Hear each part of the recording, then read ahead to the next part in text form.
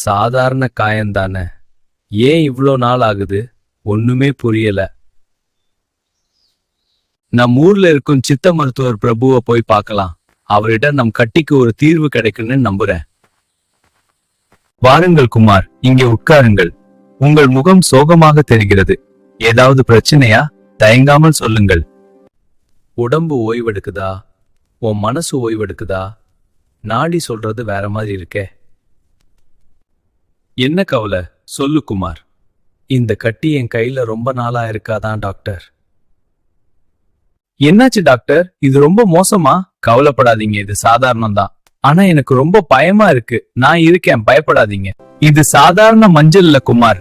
நீ தினமும் பாக்குற, ஆனா இதோட சக்தியை உணரவே இல்ல.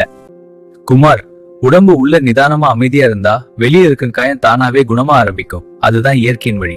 ஒரு கப் சூடான பால், ஒரு சிட்டிகை மஞ்சள், தூங்கு முன் குடிச்சுடு குமார். சரிங்க டாக்டர் பிரபு, கண்டிப்பா பண்றேன். ஒரு கப் சூடான பால், ஒரு சிட்டிகை மஞ்சள், தூங்கு முன் குடிச்சுடு குமார். நம்ம உடம்பு மட்டும் இல்ல, நம்ம மனசும் இப்போ நிதானமா மாறுது. படிப்படியா நல்ல நிலைக்கு திரும்பி வருது.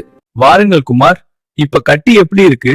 மருந்து இல்லாம கட்டி நல்லா குறைஞ்சிருக்கு டாக்டர். இப்போ ரொம்ப லேசா உணர்றேன்ட்டு. இந்த மாத்திரம் சும்மா இல்ல குமார், இதுக்கு பின்னாடி இருக்கிறது மஞ்சள் தான். அதோட தூய இயற்கை சக்தி தான் உன் உடம்ப உள்ளிருந்து சரி பண்ணுது. உள்ளே அமைதி இருந்தால் வெளியே குணம் தானாக வரும். அதுதான் சித்த மருத்துவத்தின் மகிமை.